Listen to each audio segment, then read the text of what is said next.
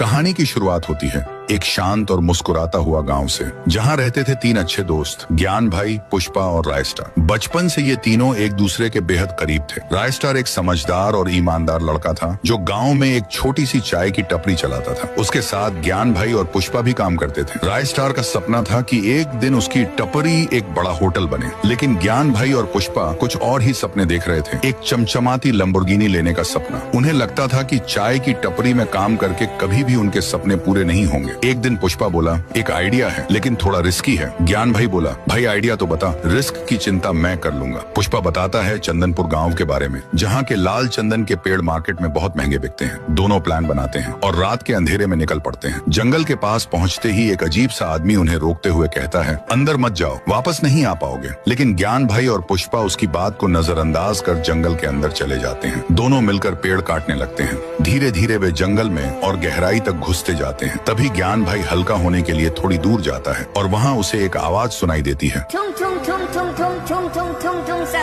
ज्ञान भाई डर जाता है। अचानक एक डरावना आदमी उसके सामने आ जाता है, लंबा लकड़ा। उसकी आंखों में गुस्सा भरा होता है। लंबा लकड़ा कहता है, तुम लोगों ने मेरे पेड़ काटे, अब तुम्हारा भी यही अंजाम होगा। और वो वहीं ज्ञान भाई को मार देता है। पुष्पा जब उसे ढूंढने आता है तो ज्ञान की लाश देखकर घबरा जाता है। वो भागने लगता है, लेकिन तभी उसके पीछे भी लंबा लकड़ा आ जाता है। पुष्पा भी बच नहीं पाता। अगले दिन सुबह रायस्टार अकेला दुकान पर होता है। तभी एक पुलिस जीप आकर रुकती है। पुलिस वाला कहता है, चंदनपुर के पास 2 लाशें मिली हैं, क्या ये तुम्हारे दोस्त थे? रायस्टार सदमे में चला जाता है। जब वह चंदनपुर पहुंचता है और अपने दोस्तों की लाश देखता है तो टूट जाता है। तभी उसे वही अजीब आदमी मिलता है जिसने रात में ज्ञान और पुष्पा को रोका था। वो आदमी कहता है, मैंने मना किया था, मत जाओ, लंबा लकड़ा मार डालेगा, लेकिन उन्होंने मेरी बात नहीं मानी। रायस्टार समझ जाता है जंगल में कुछ है, कुछ बहुत खतरनाक। उस रात के 2 बजे रायस्टार अकेला उसी जंगल में जाता है। वहीं पेड़ के नीचे बैठ जाता है, शांत। तभी वही आवाज आती है, ठुंग ठुंग ठुंग ठुंग ठुंग ठुंग ठुंग ठुंग ठुंग सहूर।